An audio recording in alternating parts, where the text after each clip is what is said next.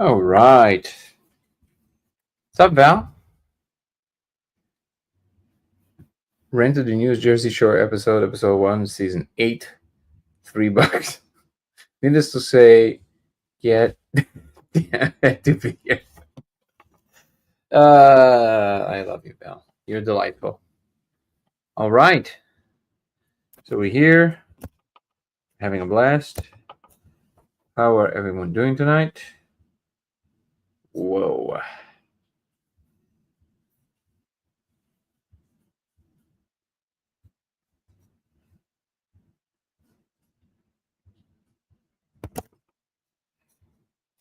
Blue Rooster,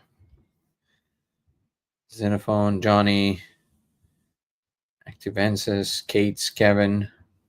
How are everybody doing? Are you guys doing all right? His training is in the house. Whoa. That's not what I said. Let's see how we're doing on Twitch. I check every time.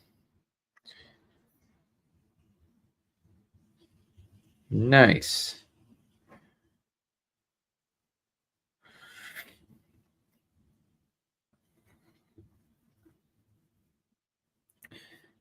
How many oh, we have 114 followers.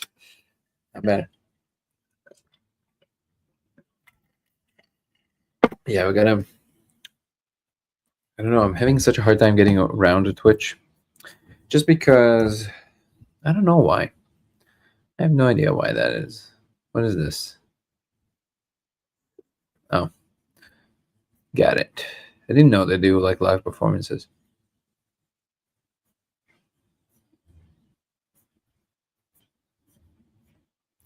Dude, the game world is kind of crazy, isn't it?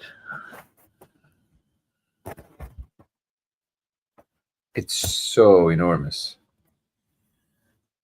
Look at that craziness in my hair. Warm! Crankinator. Okay, I think we're ready to begin. Slowly, people are trickling in.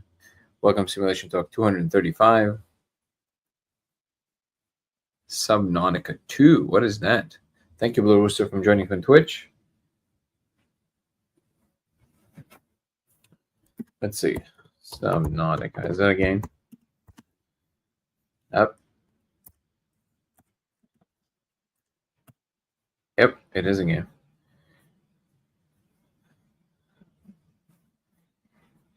Is that like a VR game or is that like a regular game? Let's see.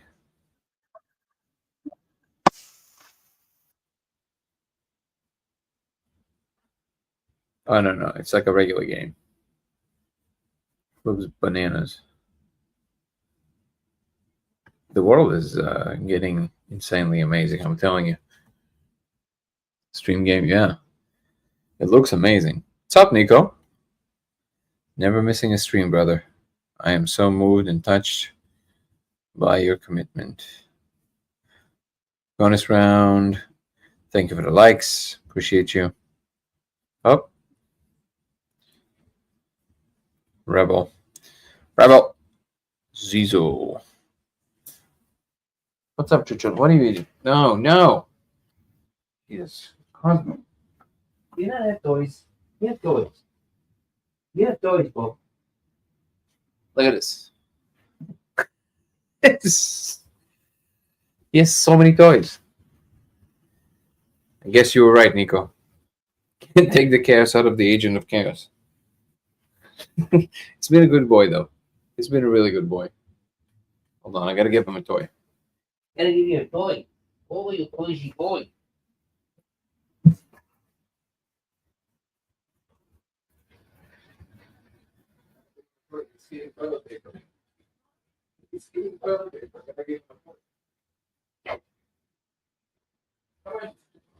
Come on. Here. You don't want the piglet? You love the piglet.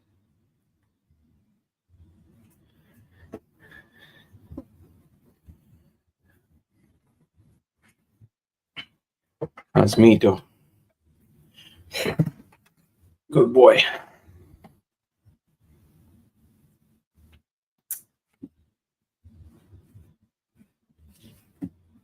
you guys want to come on, feel free to leave me a message on the bottom to tell me what we're talking about. Oh, yeah, Discord notifications.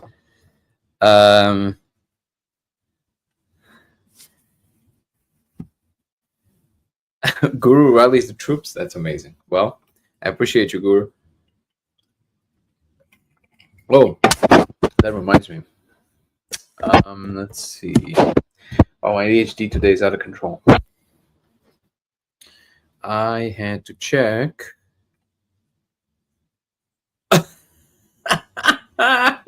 That meme with Terrence Howard, the best. Guru, I appreciate you so much.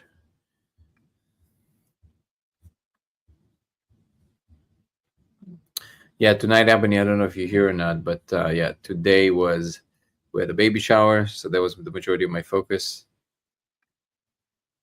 The baby stuff is real.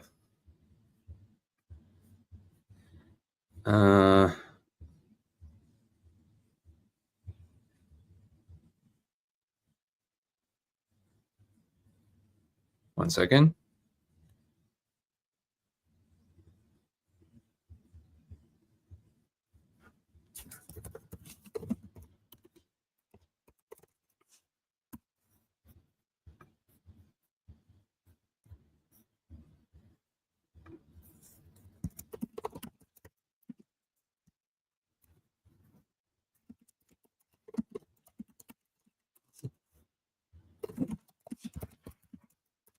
Un momento.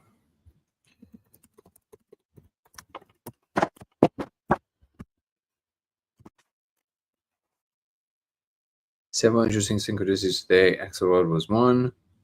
English one needs a biopic. Wait. I think it's confusing. Explaining the simulation hypothesis to a few individuals as they stared with a blank face. I think I need to read a lot more. In the back. Favorite game of all time, Man's Sky. Is that the one where they you go into forever? It's like infinite worlds, basically. Really good ocean survival on an alien planet with a crazy, scary aquatic life. How are we in said simulation? I don't know. I'm not sure what you mean by that. Oh, you explain people the simulation theory to people in bowling. That's great.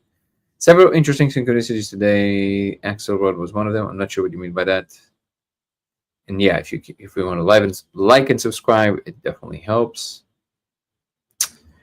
Come join our Discord, as Guru mentioned. He just linked our Discord group on YouTube, but it's also in my link tree on TikTok and on my main page on YouTube.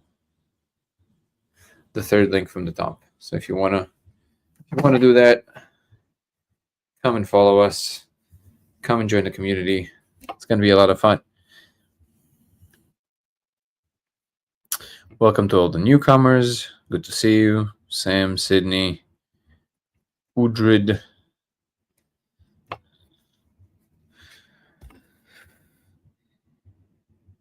My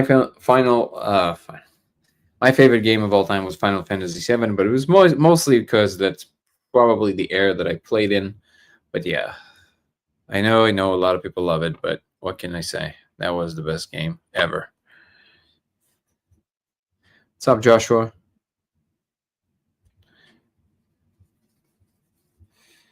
No Man's Sky talks about slowly revealing itself to be simulation. You mean like it reveals itself to be the simulation, including our own?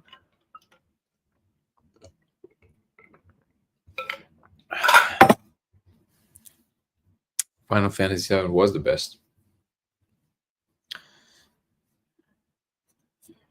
Okay, let's see what we can get into today.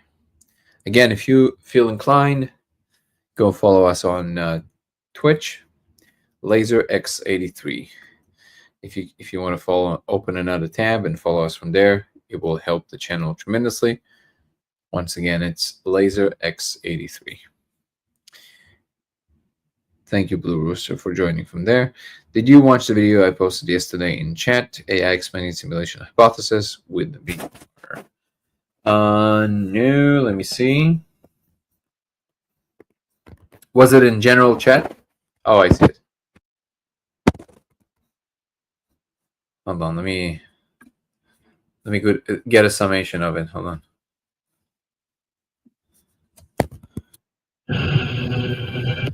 Let's see if I can get it. Oh my god. Oh man. For these days, this is very slow. No matter where I click to, it's like basically silence, followed by a few words.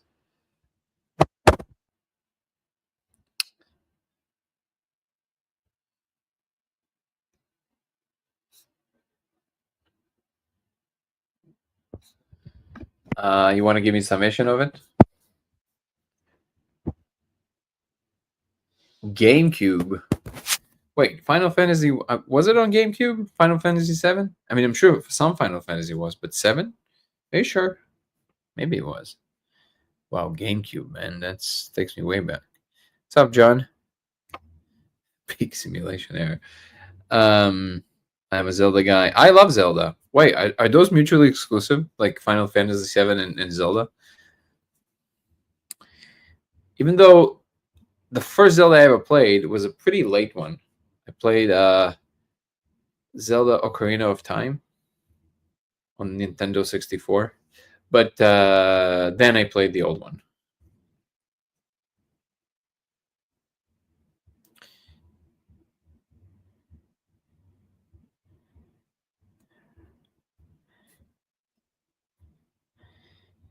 I appreciate you, Blue Rooster. Yeah, I'll try and find some time. I'm going to have to watch it by double or triple the speed, though.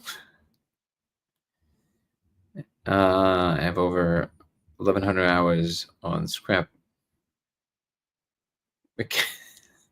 Scrap Mechanics, nice. What's up, Soul Shar? Whoa. Okay, let's see if we can get any sets of questions. Were there any contentious or interesting subjects that came up today? Let's see.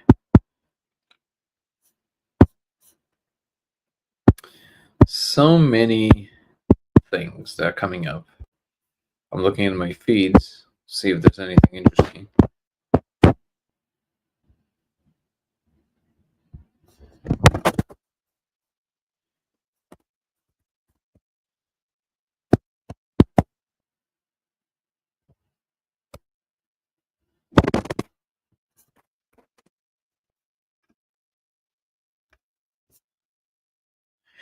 Nothing really coming up that is that interesting.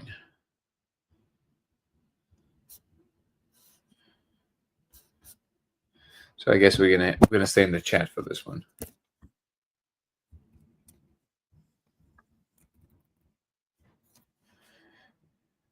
PlayStation 2 for life. Final Fantasy 7 was PlayStation 1. It was the first PlayStation.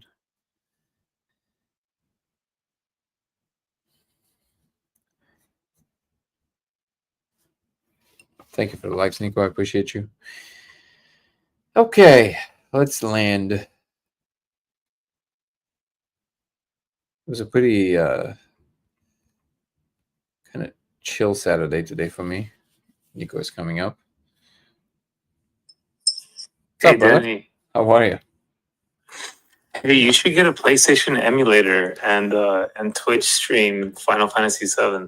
Wait. What is a PlayStation emulator? You just load it onto your computer and it simulates PlayStation 1. But I think you can play just Final Fantasy VII on the computer. I think they have that. Oh, really? Yeah. I think they remade the game too. They have a remake too. Yeah, I saw the remake looks sick. I kind of like the voxelated graphics. I know. But I mean, the remake also, is it for... Wait, which one is out now? PlayStation 5? Yeah. Okay. So the remake is on 5 or 4? Do you know? Well, I heard the game was in. I don't remember. Did you... Anyways, so I had a couple questions. I don't want to take up too much of your time today. No, sure. So have you ever heard the expression "turtles all the way down"? Of course. Okay. So maybe the audience hasn't, or maybe the YouTube chat hasn't heard of it, but the story goes, this is like a saying that physicists say. They say turtles all the way down, where Mhm. the story goes that a physicist was giving an astronomy lecture somewhere, and he was explaining that the universe does not revolve around the Earth, but the Earth is revolving around the sun. And then he's explaining the whole, modern model. And then an old lady kind of stands up and says, actually, the Earth is on the back of a turtle, right? And then the physicist says, but what is that turtle standing on? And then she says, another turtle. And then he says, oh, what is that turtle standing on? And then she says, it's turtles all the way down, right? So it's like infinite kind of stack of turtles holding the Earth. And so physicists have always used that as kind of like a derogatory, like a saying to debunk something. But then I was listening to Sean Carroll recently a lot, and he is everyone, like you said yesterday, everyone is avoiding this big question, like what happened before. But what I realized is that if you talk to physicists about what happens at the end, where it's like, oh, the universe expands and then it deflates, and then the whole thing starts all over again. And then I realized, oh wait, that's turtles all the way down too, right? It keeps going and going and going. And then I was even thinking about this prompts theory stuff, which is like trending right now. And even the simulation theory has that issue where it's like infinitely, I don't know if that's the container problem, but it's like there are technically an infinite number of simulations within simulations that you can undergo, right? There's no stopping criteria for that, right? So I'm realizing that the turtles all the way down is a very common theme to every toe that I see, unless you just assume it's infinite in both directions, right? Yeah. Okay. So, that's what you bring. Okay. So first of all, okay, hold on. Actually, I'm putting some water because I love this topic. Hold on. Okay.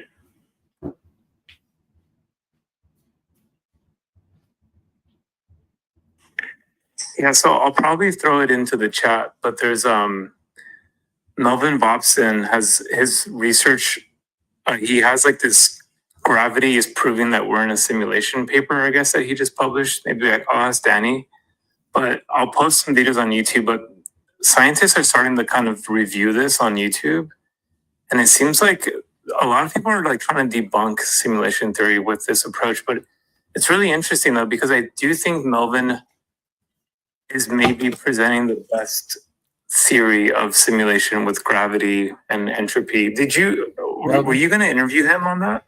Yeah, we already did like an interview on Zoom, and I'm gonna go to London in August, and we're gonna interview in person. I don't know if you know, but he emailed me this because Sabina apparently put out a video, criticizing his work, and he was like, she called him bullshit. He called it bullshit, which hurt me so bad because I thought that was like over exaggerated. Again, Sabina is in that business, right? She basically debunks everybody. That's what she does. Now, that's how she gets her views. But I explained to Melvin, I said, bro, this is amazing. I mean, the fact that it reached that level that Sabina is commenting on it, I mean, that's, of course, you're going to get more and more and more detractors, the more known you become, right? Because I was looking for Melvin's full credentials to send it to Aaron before the interview. When I googled Melvin Vopson, if you Google him right now, he comes up as there's a little square on the right, and it says public figure. So he reached the level where the mentions of him are numerous enough that Google is calling him a public figure, which is amazing. And there's this phrase: "New levels, new devils." So I mean, yeah, it's how it's going to be. The bigger it grows, the more detractors you're going to have from a higher caliber, and that's the nature of the game. And he wrote a response paper. I haven't read it yet. I'm considering of maybe making a video of my own, of like going deeply into his work and then kind of watching how Sabina goes about it, and then maybe commenting on it. And more money, more problems. Also, Val said turtles grow old. That's funny. So about the turtles and the container problem. Matthew, how are you? Saying it's Beacons what? Oh, autocorrect, catching up. Cool. You insert space-time to the equation. There was no before. Before there was no space-time, so no duration of time. Yeah, right. So that's the common answer. The short response that I have to it nowadays is unacceptable. Unacceptable answer. To say there is no before is an unacceptable answer. Not because you can't respond in that way. It's a smart ass responding, because of course the question isn't really what happened before. The question is, what is the state that contains the conditions to give rise to whatever the Big Bang was? That's the real question, right? And if anybody doesn't understand that that is actually what is being asked, then they're not doing service. They're not doing the question of service, especially if they are in the business of trying to answer the ultimate questions, right? So the answer is unacceptable. Because they know that what is being asked is not really about time, but about the container problem. So ultimately, the problem is always the same one. Of course, the container problem is just another way of formulating it. There's nothing new here. It's just to denote the fact that I had this conversation recently with Alexander, the physicist that we're working with, and I was kind of pressing him on this point of, I said, okay, but because he was talking about probabilities, right? Now, again, physicists are trained in this kind of stuff, and I know you've done your share of quantum physics, but there's this thing where you do enough equations, and I told him this. So I said, I think what happens is, okay, so what happened was, first of all, what happened was that we were talking about this, and then he kept on saying, well, these are probabilities of occurrences, a field of probabilities, and then that's what happens. It's like, yeah, but what is it? What is the thing itself? He said, well, what do you mean? I was like, well, what is the substance? What is it? Right? What is it that you're talking about? They're saying probability.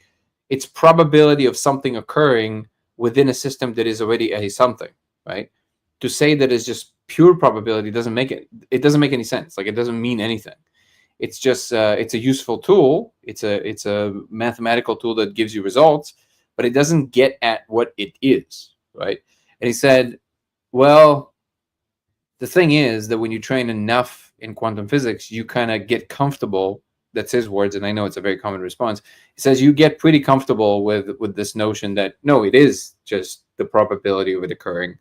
So you can find the probability of an electron appearing here or there, and that's all you can say about it. I said, right, that's all you can say about it, but it does not mean that it's not a something, right? You can say the quantum field is some kind of a field made out of something that we call the electric field or the electromagnetic field or whatever it is. We call it something, but it is a something. It is quite distinct from a nothing, right? So it is a something, and you have a probability of an excitation of that field happening in a particular place, and we call that excitation an electron, but it's not a nothing. And he kept on sliding off it, and now again, Alexander is like super open-minded, super smart, like straight PhD in physics, very obviously he's working with me, like he's very open to what I'm saying. He's not being hard-headed or anything like this, and yet he keeps saying, it's like, no, I don't. He's telling me gently, of course, but he's telling me, no, I don't think you understand. I think that if you train enough, you will see that your intuitions just break down here. And now obviously we all have blind spots, so of course that's possible, but I told him I don't think so, because I've thought about it and I spent enough time with it to develop that intuition, and I'm comfortable with that. I'm comfortable with, if you think about what it is, the constituents itself, whatever the electric field is it is some kind of a field of this property that we measure as an occurrence in our space, but the property itself is not really a thing, but it is a probability of a relational instance that happens. And that is the thing that we measure, and we say it's a thing. But thinking of it as a thing makes less sense, or at least that's what a physicist would say, than thinking about it as just a field of relationships that has a potential of doing this or that in a particular way. But here's what I think that is going on. And you can tell me what you think about this, Nico. And you might push back, I don't know. And if you do, great. I think that what happens here is that the way the brain works, and I think that's how information works in general, is that when it, so to speak, coats something, so when information interacts with something long enough, it starts taking the shape of it. So, in other words, when you get closer and closer to a particular subject matter, when you investigate it closely and you repeat a lot of, you practice a lot of intuitional movement within it. So, for example, with quantum physics, it would be solving equations. When you solve enough equations, you kind of develop an intuition there that you don't have if you just know about it conceptually, right? That's clear to me. But I think what happens there is that there's almost like there's a threshold, and when that threshold is crossed, all of a sudden it's almost like boop, and all of a sudden it seems like that is the fundamental thing.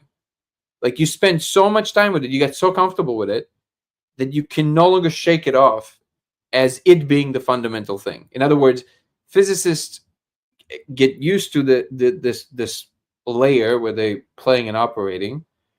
So because they spend so much time in this space of thinking about it in terms of just a field of relationships, of a probability of a relationship, of a property of nature, so they get, it's almost like they get used to the wrong thing. They get used to that thing being the fundamental thing, but they forget that it can't be, it's not the same as saying it is nothing. And I do have a feeling that it happens to most physicists because they spend so much time with just the technical part of it, and they forget that even that is an abstraction that happens, but it happens so quickly that to them it seems like that's the fundamental thing. Am I making sense, or am I losing you there? No, I mean it makes a lot of sense. Like you know, when you train yourself in a way of thinking, sometimes you overlook the most fundamental things, right? Like something like even when Sean Carroll said to Piers Morgan, like, you know, you're asking the wrong question, right? You if you tell yourself that enough times, you start to kind of believe, you become comfortable with it, you know. But one thing, you know, to this morning I watched the video Veritasium. His last two videos are the most mind-blowing videos that he's done for me, and the reason why is because, so he has one where I think it's called The Closest That We've Come to a Theory of Everything, right? Like he does one where there's a classic problem where the problem is, like, if you have a ball rolling down a ramp, what's the shape of the ramp that results in the ball falling the fastest down the ramp? Action, right? Action, exactly. The action video, right? And he starts building this concept of and so Bernoulli solved this problem by looking at how light refracts through water, through different surfaces. And I think he did this other video too, where it was a separate video where he kind of expands on it, and he expands on it with Feynman, had a thought experiment, right? But ultimately, I didn't know how fundamental this problem was, but I always looked at refraction as like, oh yeah, that's just a very simple, you know, Snell's law. It doesn't, you know, it's very simple.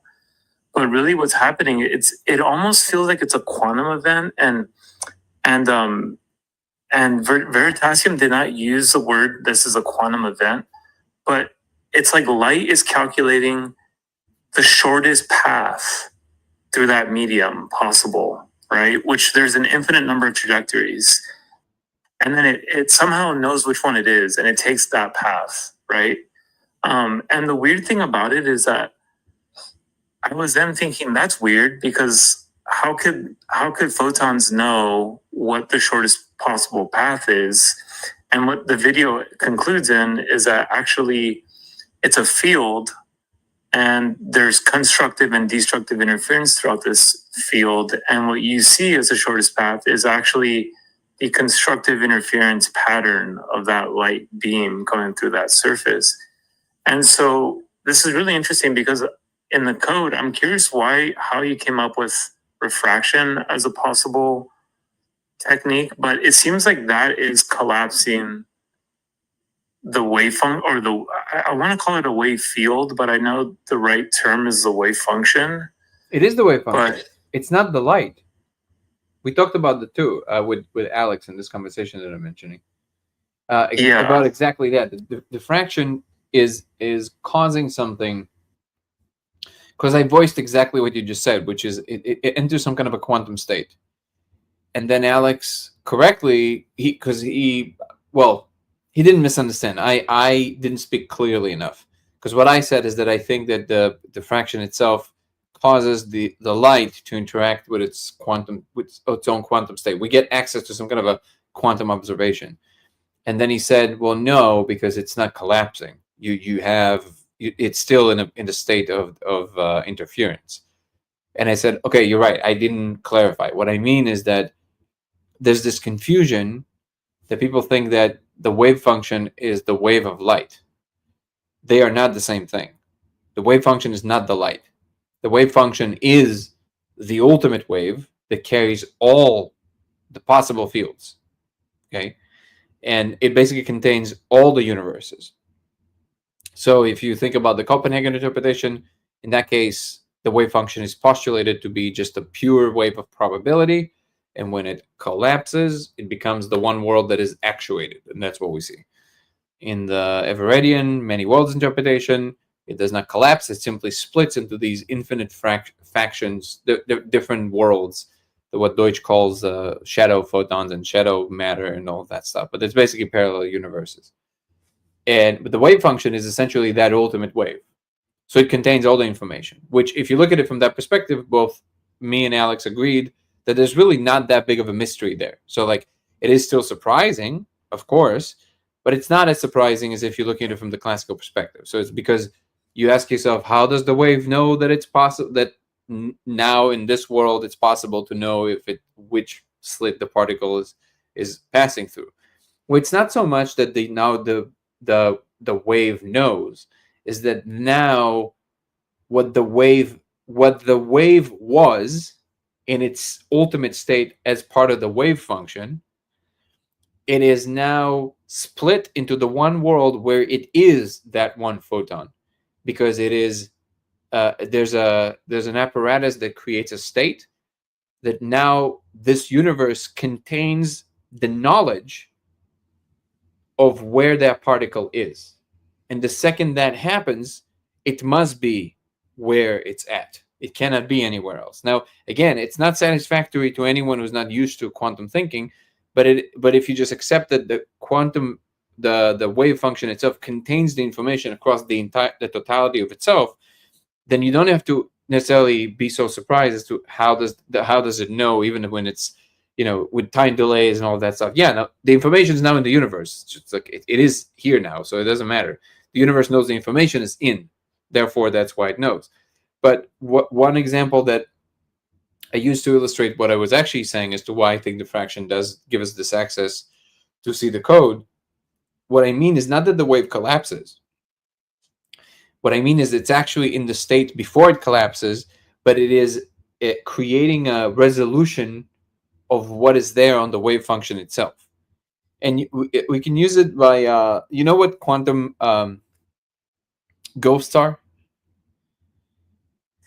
No. You do. You probably, it's just either I'm using the wrong name, but like sometimes people call it quantum ghosting. Basically, it's you take a beam of laser and you pass it through a material, through this quartz. No, it's not quartz. It's some kind of a crystal. I forget the name of it. Anton Pavlov did a video on this where he was. You remember that meme with the yin yang, that is entanglement looks like yin yang. Remember that meme? Right. So he did a video explaining what actually happened there, and we watched this video on one of my.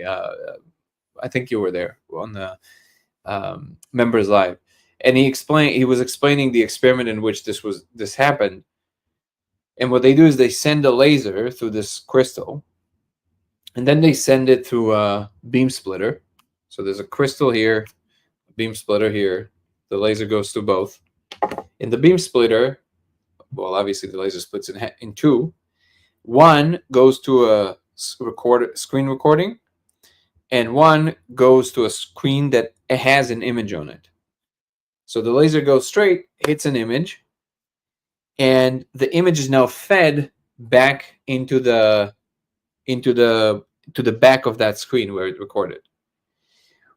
if now somehow the screen now knows, because it verifies with it. So somehow the screen of the split beam knows what image was here before the light has time to close the circuit. So again, the laser split. I'm like 2 different angles on TikTok and on YouTube. It's very problematic. The beam splits. Okay, this beam. Wow, it's so confusing because Zoom is in reverse.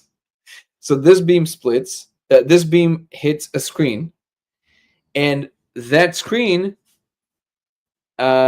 sends the signal further to the back of the other screen that now the other beam is hitting. But somehow the screen on the side knows what image was here before the signal reached it. So the only way to explain it is that there's some information that is being shared across the wave function. And that's what quantum ghosting is. And now this has been used and replicated in labs all over the world. And I think that what happens with diffraction is that it's a similar function where the information that is there in the whatever constituents makes our world, it gives us a quantum ghost representation, which is like a hologram of that source code, whatever it is, that is in every point in space-time. And it's a reflection of itself infinitely. That's basically what we're seeing. And I think that's what diffraction is doing. I'll send you that video so you can see exactly what I mean. Yeah, I thought that was quantum entanglement, but it sounds slightly different. It is quantum entanglement, right? But it creates this. They call it ghosts because it's not supposed like it's an image that's not supposed to be there because it's a coherent image. And to anybody who didn't hear me talk about this before, the entanglement that looks like yin yang, of course, it doesn't. If you thought so, then sorry to burst your bubble. It definitely doesn't. It's just that these scientists were projecting the laser onto a screen that had a picture of the yin yang. So the entanglement in this case created copied an image of the yin yang on a separate screen, but it's not like entanglement looks like yin yang. But yeah, that's basically what it is. So everything is entangled, right? But what it shows you here is that it can even copy macro images. So you can entangle particles, or entangle their states. So now if one particle is up, you know the other one is down, and things like this. But in this case, you can show that you can actually represent a macro image somewhere else before the signal technically arrived there. So faster than the speed of light. You see what I'm saying? That's why they call it ghosting. Yeah. So okay. So I think this is what is happening with diffraction in our case. Yeah, so there's diffraction and refraction. So the code works with diffraction and refraction, and both of them seem to be... it only works with diffraction. It has to be diffracted. The refraction helps it somehow, but if you just do if you just do refraction, as far as I know, it doesn't really work. Oh, because the beam, it doesn't split the beam to, okay. Yeah, gotcha. It has to have, or maybe, again, I don't really know the answer, but something tells me that diffraction is key, or maybe it's key to see it coherently enough. I'm not sure, but I think so. Gotcha. Yeah. Okay. By the way, are you in LA currently? Yes. Okay. Well, I'll be in LA again for a few days. For Gallimore, right? Is this in June 10th? June 10th to 16th. Not just for Gallimore. We have other things. Oh, so nice. If you happen to be around, let me know. Yeah. I got accepted to YC, which is like an accelerator for startups. So I'll be pitching in San Francisco soon, but I'm not sure exactly when, but I should be around. You let me know. If you're around, awesome. Yeah. I've been trying to coordinate with Aaron to, I had an interview with Aaron, and he thinks that I can, like, there's certain aspects of my story or whatever that he says could be cool as like, so I'm trying to find time to also go to Burbank as well. So. I think you'll be great. if we can get some of your takes. Yeah, I'm a little Not, bit, I I'm a think little just bit in nervous. general, your open-mindedness coupled with your technical abilities and yeah, I agree with Aaron. I think the story with who you are is very interesting, and it's a really great example of that you don't need to be an ass even if you're smart, educated, and successful. And I think that's I think Dude, you know what's crazy is I didn't know this, but I started watching Weinstein started doing like a podcast tour after his Sean Carroll interview. Okay. I didn't know that Kurt Mongol does not have a PhD. Oh, he just Because- has bachelor's. He is the most dude, he might be the most fluent person in mathematics that I've seen on any social media, and I can't believe he's not like formally trained at an advanced level. I think his level at this point is higher than a PhD. I Yeah. think Oh, that he I think if anybody stands a chance to actually write a theory of everything, that'll be him. Because he draws on so many different brilliant minds. He understands Right. what they think and why. And it gets into the technicalities with them. I mean, something tells me that it's like he will be the one to kind of write the overarching theory of everything, basically. Yeah, definitely. I keep spamming his he has a Substack. I keep spamming him with your name. So I appreciate it. Eventually I'll One talk day. to him at some point, but yeah, he'll be great to talk to. And he does get people, he definitely got quite a few people, not necessarily from like even a technical field. So like he had what's his name? That guy, the bald guy, the one that is talking about enlightenment and all that stuff. Thomas? No. His name, forget his name. The one that he had 2 podcasts with him. Each one is like 7 hours. Oh, God. You know what I'm talking about? no, I don't. I don't Casey. follow all of his stuff. The what? I don't follow all of his stuff. But he has a lot of really popular people on, so I follow those. But I've seen smaller stuff. I don't really follow everyone he makes. There's a good of everything podcast. Conversation about enlightenment with. I'll find it. I'll send it to you. It's obviously you don't need to watch the 7 hours. Just so I'll send you the name. It was very interesting conversations because there's some stuff there. No, I think we talked about it. Didn't we talk about it? I'm pretty sure we talked about it. I shared a 20-minute clip from that conversation with you where that guy just goes off about enlightenment. And it's so fascinating to watch because you see Kurt, who's so deep in the spectrum, and he needs things to just make sense. And then he talks to him, he explains to him very beautifully about, how you basically, the experience of oneness, like what it really like to be like the oneness. And he's like, yeah, there's no one else. There's just you. And he goes like, wait. No, I don't understand. And then and it is hard to understand. It's like, you mean like solipsism? He's like, no. He's like, then I don't understand. They go back and forth. It's really interesting. Oh, yeah. Thank you, Daniel. Gura. Leo Gura. So I caught you guys, I think, on the tail end. Were you guys talking about why it's the diffracted laser that creates the code specifically? We were postulating on this, yeah.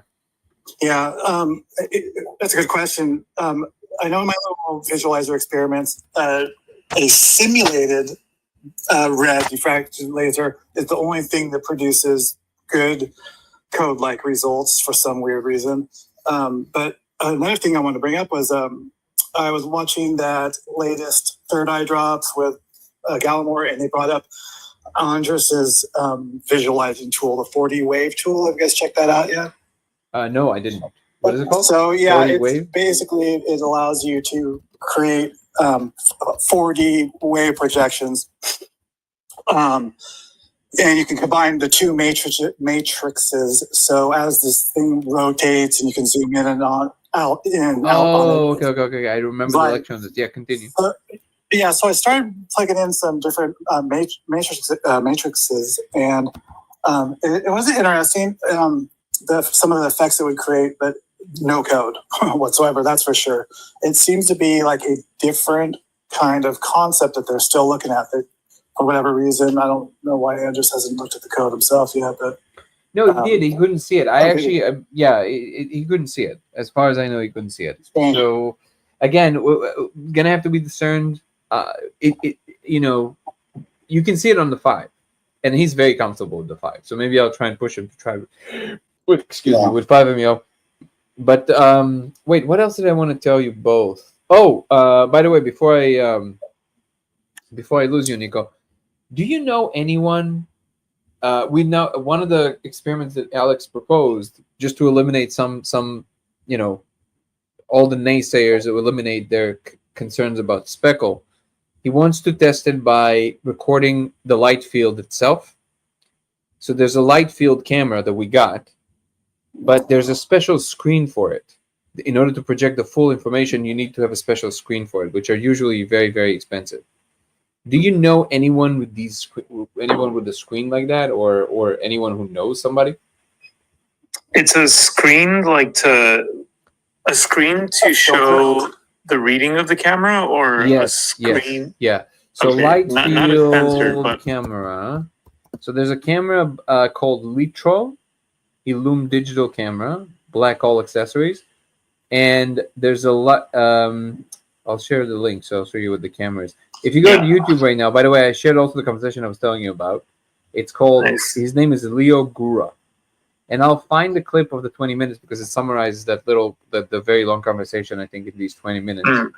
But the light field camera, we got it, and now we also need the screens.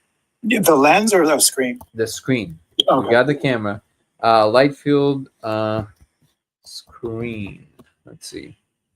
Yeah, you know, I mentioned it on the light field display. Jailbreak. Sorry, yeah, continue.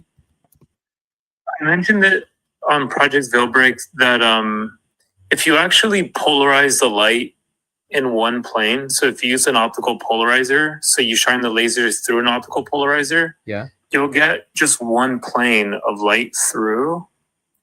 And I think that that'll produce a more stable diffraction pattern, because I think the speckle, I could be wrong, but I think the speckle is due to interference that's happening, like, you know, constructive and destructive interference is constantly happening.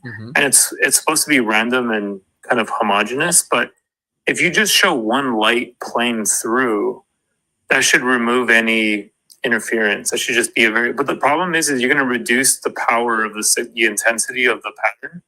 So you will have to bump up the power to get a visible. Yeah, so polarization is another thing we're going to be trying regardless. But we got the camera and we want to try run some of these tests. Anyway, I just want to throw it your way. If you hear of anyone that knows anyone, I mean, if we have to, we'll just get the screen. But the what is it called? The display. But if you know somebody, it might be nice to just kind of go and try. I have some optics friends. I'll send it to them and see if they have something. It could be that the noise allows the code to be seen too. You know. Well, I think that's the speckle theory, right? The speckle hypothesis is that it's like a. Oh, but you're saying, I see what you're saying, Casey. You're saying that, yeah. I see what you're saying. Yeah, because in like the two-way street, where somehow because of noise being created, our enhanced mind on the molecule then is able to bring the code out of whatever is. But it might not. It might tell us something about the code that is, you know, maybe it will even clean up the code. Maybe it will show us some kind of a clean version of the code. I never tried, honestly. How do we polarize the laser? Just a polarized lens? A polarized, film. Yeah. Okay. All right. Hold on. I have a couple of comments here that I want to.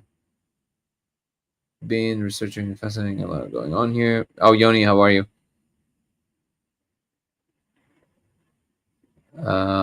Thank you, Daniel, by the way, for coming up with that Leo Gura.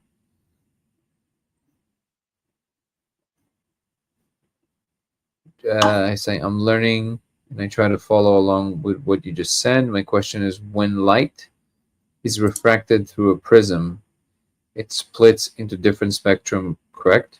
If information was embedded into that single stream of white light and hit the prism, Do we get duplicate of that info on each spectrum, or does the info break into equal parts across the spectrum? That's a really good question. I would assume that it would break. So if you would be encoding information in it, I think it depends how you encoded the information. If you encoded the information, and this is where Nico, maybe you can correct me, but I think that if you encode the information separately and then you combine it, then that information is encoded in the white light separately in each of the frequencies. And then if you refract it with a prism, then that information should still be in all the different respective frequencies, the different colors. But in the case of if you encoded information in the entire white light, then I think the second you split it, I'm not sure. I think it just breaks what you basically encoded. Because I don't even know how they encode information in a laser, and I honestly don't know how it carries it. But we also know that, at least in our experiment, it seems that the information is not in the light. It seems to be in whatever the light hits, so whatever surface it is. Because when you're moving the light, the content that you're seeing is not moving with the light, with the movement. Do you know much about the encoding of information in light, Nico? Well, I mean, it's the same thing as all electromagnetic waves have the same properties. So you can encode information in amplitude. It's called amplitude modulation, right? So when you listen to radio, AM is amplitude modulated, and FM would be frequency modulated. But there's another component. I didn't think of that. Yeah, there's another component. Yeah, so that's how they tune into that's how they communicate packets of information through the air. But it's a very long wavelength, right? So we can't see that that form of light. But it's technically electromagnetic radiation. We don't call it light, but it's kind of synonymous. But there's another component, which is a polarization, which would be the angle of the waves, right? And that would require like a two-dimensional detector to tell you like a direction vector. So we don't encode information in the circular dimension, but we encode it in the amplitude and frequency.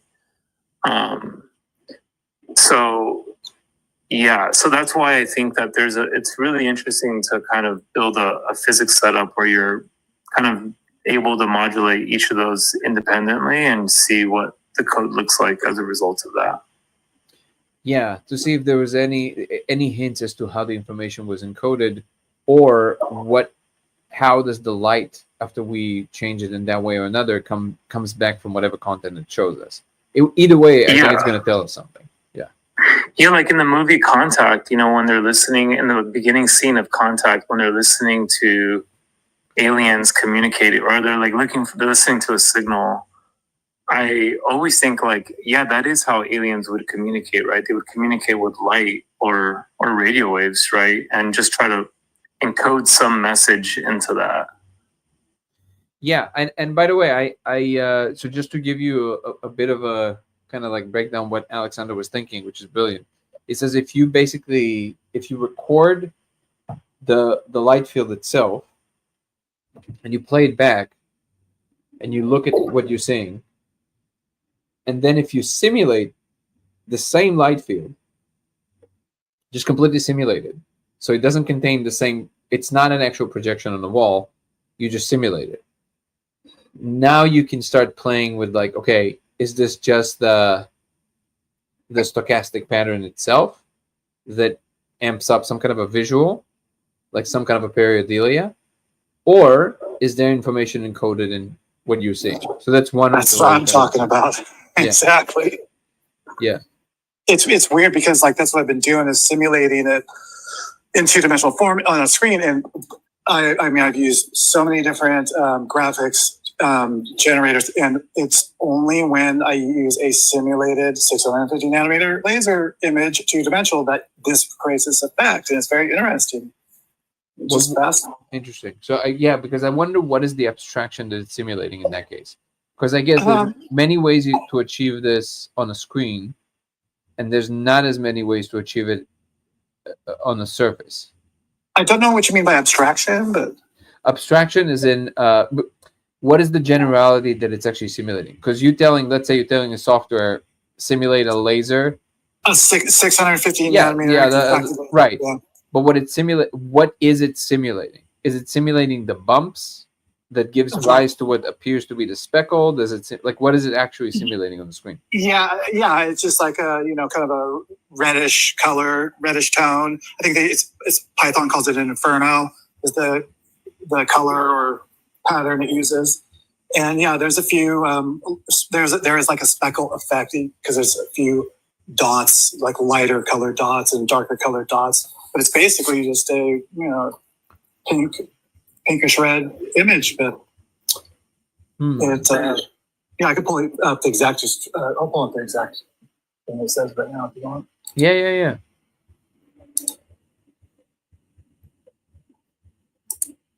By the way, while we're here, have you guys ever checked out Google Notebook before? It is amazing. You mean Notebook LM or? Yes.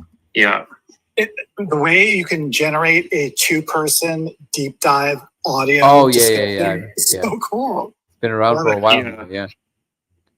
You can make a podcast. Yeah, I sent Danny last year a podcast of the paper that we wrote, which is really funny because when you hear it in a podcast form, everything sounds legit, right? So it just sounded like I want to listen. I want to include your name in the conversation about it because the paper was downloaded so many times.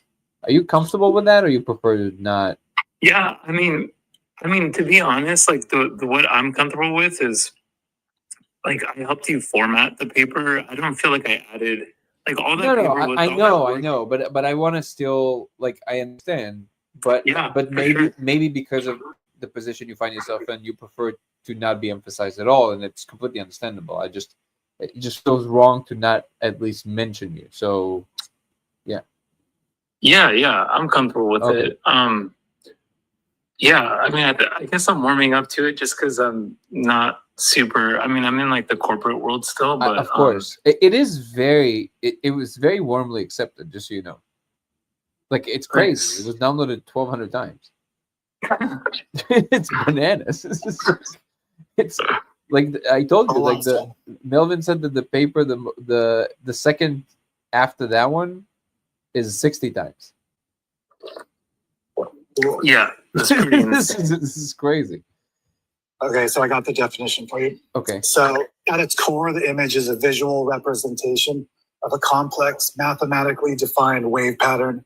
Think of it as a digital blueprint for a visual field that might be created if a real 650 nanometer deep red laser were passed through a series of hypothetical, highly advanced optical elements like diffraction gratings, phase masks, and lenses. And it goes into a breakdown if you want to do the breakdown. And does it mimic the simulate the surface as well? Can you pick the surface? Let me see.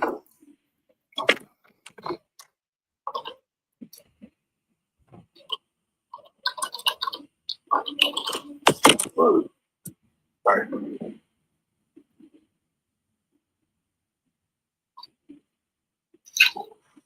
The one thing that so in one of the Veritasium videos, he talks about okay, what happens in the double slit experiment, and then they go to 3 slits and 4 slits, and then they take the limit to an infinite number of slits, right? Mm-hmm.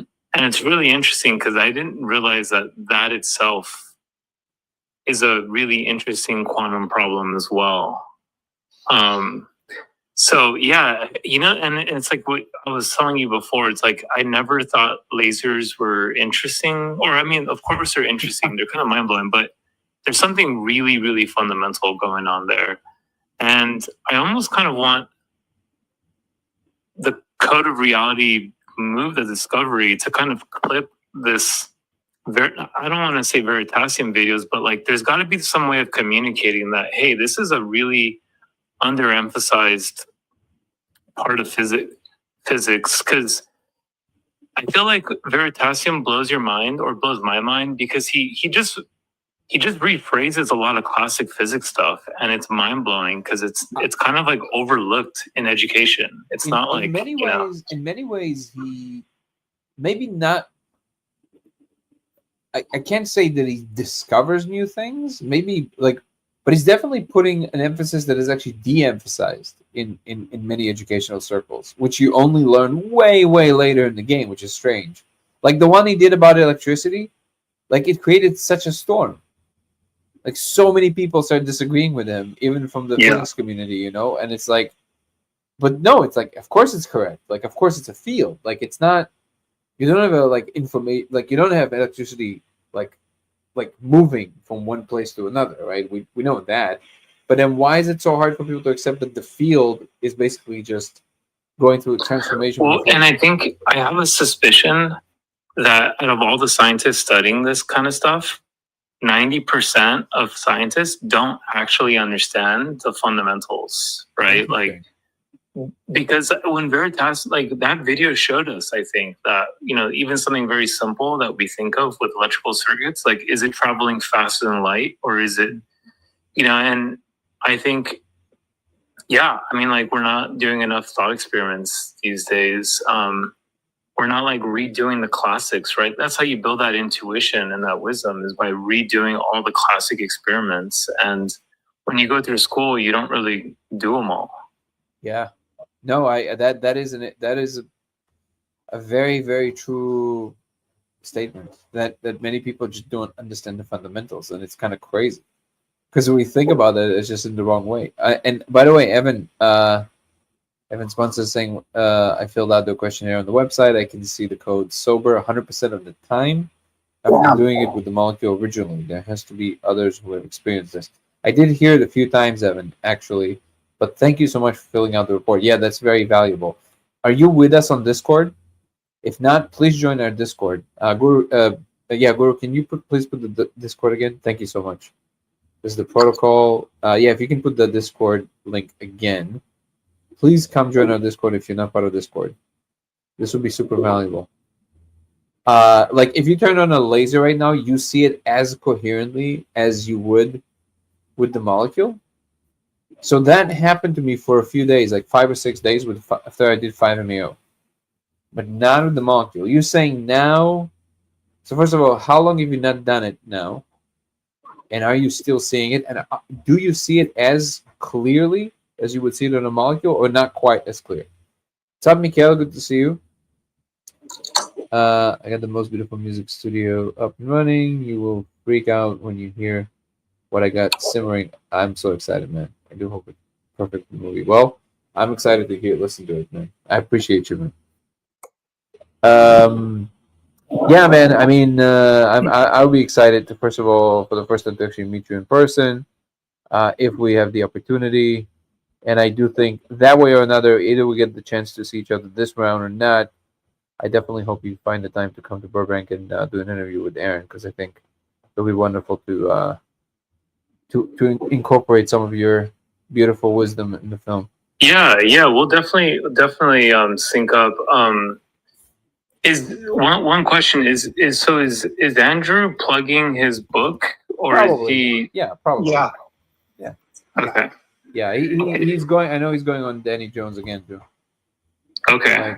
I was curious if he was going to try it while he's there. Or One can only maybe hope. not. One can only hope. Light field. What is it? What is this? Laser beam polarization.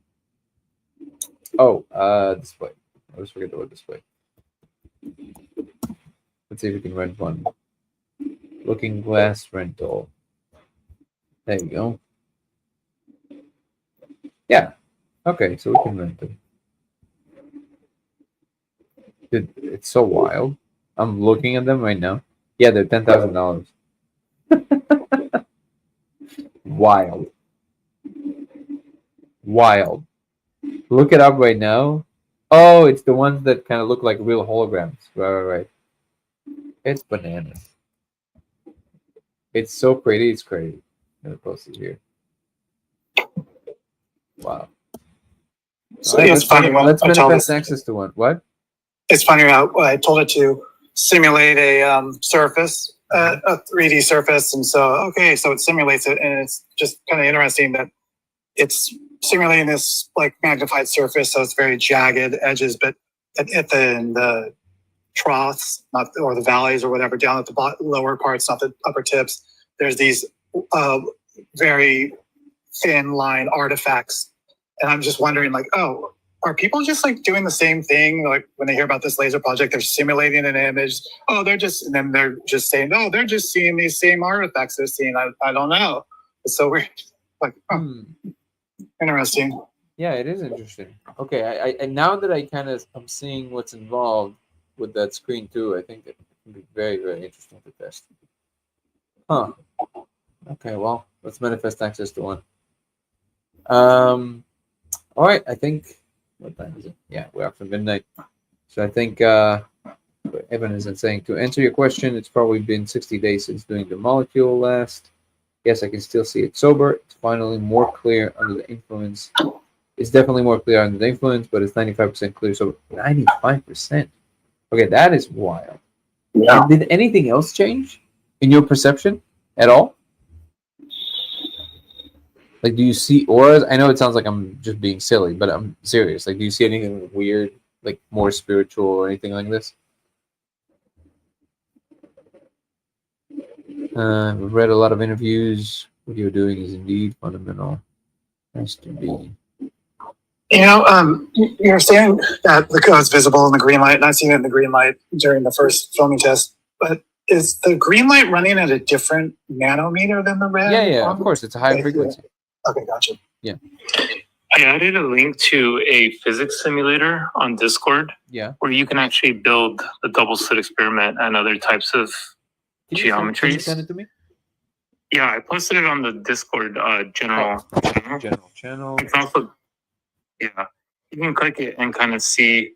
It just simulates interference with light. Oh, that's great. And you can build, if you go to the add, there's like little buttons on top. You can go to add and you can add slits. But if you can play with different interference patterns. In this case, I know that the amount of, so diffraction gratings are essentially slits, but I think there's like 75 slits in the laser that you're using or something like that. It's a finite number. It might be less. It's a finite number, but it's a lot greater than 75, I think. Oh, is it really? Okay. Yeah. But maybe I'm wrong, but because it has to also match the wavelength. The spacing has to match the wavelength. Yeah. You're right. So it's probably huge. It's probably like thousands or something. Yeah. Yeah, it has to be. Well, okay. Doesn't have to be, but okay, brightness. Okay, brightness. Who would do lower brightness? Yeah. Oh, because it's not really brightness. It's actually what is it called? Contrast.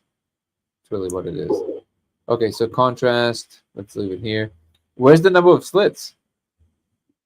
I think if you go to add, where? Oh, I see.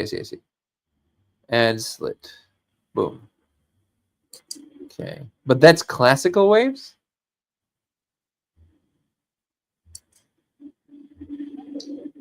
Do you know if this is they're doing classical waves or quantum waves? Nico. Oh, he's muted. Sorry, I muted myself. On the right panel, you can click sound or light or. Oh, okay. There you go. Visible light. Yeah. Okay. Or you can even do radio waves. I think I saw. Whoa, this is wild. And it has like a trap. If you do box, it traps it inside. It traps it inside a box. Yeah. This is crazy. How do you remove the box? That's it. You stuck with the box. Yeah. Wow, that is so cool. That is. Yeah. crazy. So it's kind of a interesting, like intuitive kind of playground for interference patterns with light. And maybe we could even design a different setup, but this is simulating what it should be, what should be happening. And you can kind of see that I think you can add a plane to do like an interference. Whoa! Did you ever add a lens? It creates almost like a. This is wild. It creates like a. What is it called? Like a quagmire. Source frequency, dude. Damping. Oh, I see. Dude, this is wild. Okay, I'm gonna be playing with this. Resolution. That's great. All right. I'm looking. Let's see what answers we got here. How big are the slits? Oh, they're very, very, very small. There's an actual size beyond which it just breaks. But but it's very, very small. Let's see. What is the width of the slits in the classical double slit experiment? Made small with less than or equal to the wavelength of the light used. Yeah, so very small. For green light, for example, the green light's wavelength is around half a micron. So the slit width is often made to be around 0.4 millimeters. Wait, that's pretty large, isn't it? The ideal slit width is generally considered to be smaller than the wavelength of the light being used to create a noticeable diffraction pattern. But how can a half a micron be the same as 0.4 millimeters? Is that what a micron is? Yeah, that's what a micron is. Oh, okay. I thought the micron is much. A micron is 1 micron is a millionth of a meter, or 1 micron is 1,000th of a millimeter. Got it. Okay, so that does make sense.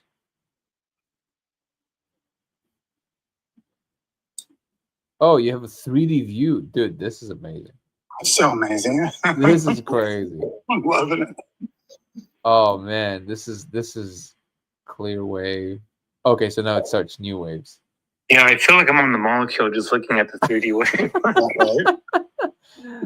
Draw wave minus. Wow, man, this is truly, this is a lot of fun. Yeah, how do you delete them though? I don't know how do you delete. Let's see. And there's no subtraction. Add probe. What does that mean? Nico, you're the best. How'd you find this thing? I was listening to Terrence Howard and Busted. Oh my god. No, it reminds me of like what was he using, like Mesh Mixer? He was using some software. Oh, right? he's like, using Blender. He's just using Blender. Yes. Mesh Mixer.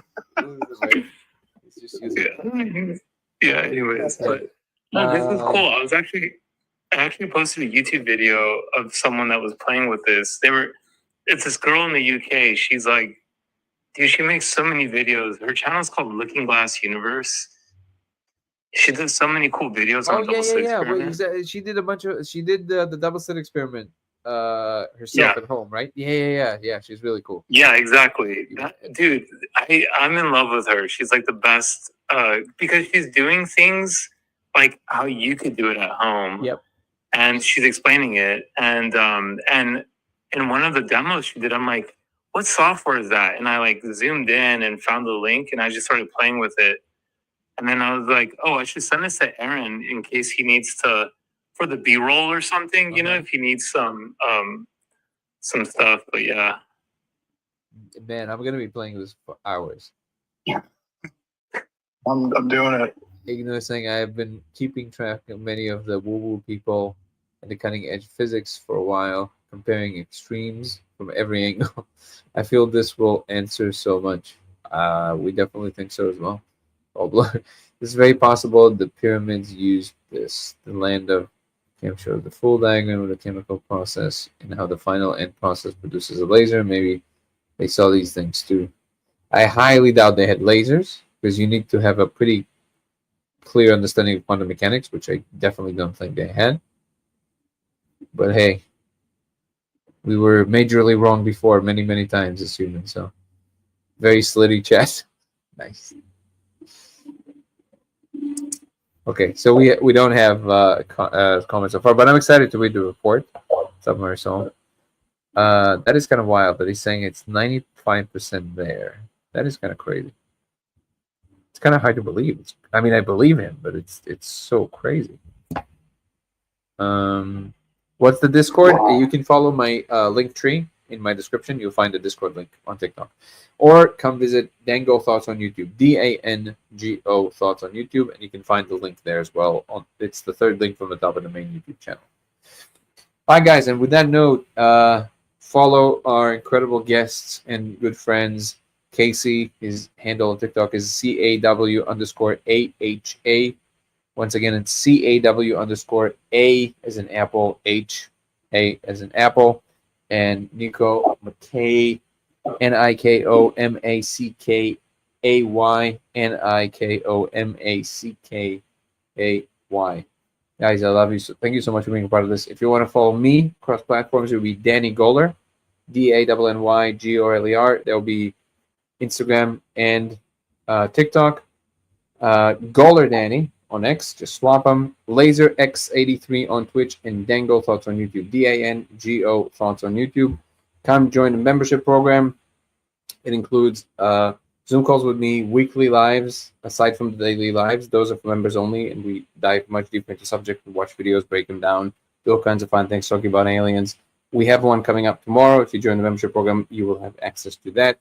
Includes Zoom calls with me from the 2nd tier and up. Includes early access to all my content and private things in my life that will exist nowhere else but on YouTube members. If you want to check out more of what we're doing with Code of Reality, go to codeofreality.com, our website, and you can grab yourself either a set or separately our mug with the old logo. It will be a collector's item. It has, have you seen the code in the back? It also has our shirt with the old logo, with the laser, and have you seen the code and the old logo. The new logo is in, so this is not going to exist anymore. It's going to be a collector's item very, very soon. We only have a few left. You can get either one of them or both of them. You're helping the project on codeofreality.com. What else? I think that's everything. I think that's everything we need to say. I appreciate you guys. I appreciate the community. Come join our Discord, of course. You can find it on YouTube and on TikTok on my link in my link tree. And come to our daily lives. Thank you so much for everybody in the community. Thank you so much for everybody who are always joining, the moderators, Ebony and Chris and Guru. I really appreciate you always being here, always being on top of it. Thank you so much. Val, for always making us laugh. Igno. Who else? Yoni, Mikhail, appreciate you. Mushroom. Can't name you all, but you know I love you. Thank you so much for being and making this community what it is. Matthew, always appreciate your brother. Today I wasn't reading so many of the comments on YouTube, unfortunately, but you guys always have great things to say. And wait, who was sharing with us? Oh, Evan Swanson. Thank you so much for this. Casey, love you, brother. Thank you so much for joining, for being amazing. And that's it, guys. See you tomorrow. Peace and love. Ciao. Ciao. Have a good night, everyone. Let's manifest the heart. Come on. Come on, baby. Give me that heart. Doesn't want to make a heart. Come on. Have a good night, everyone.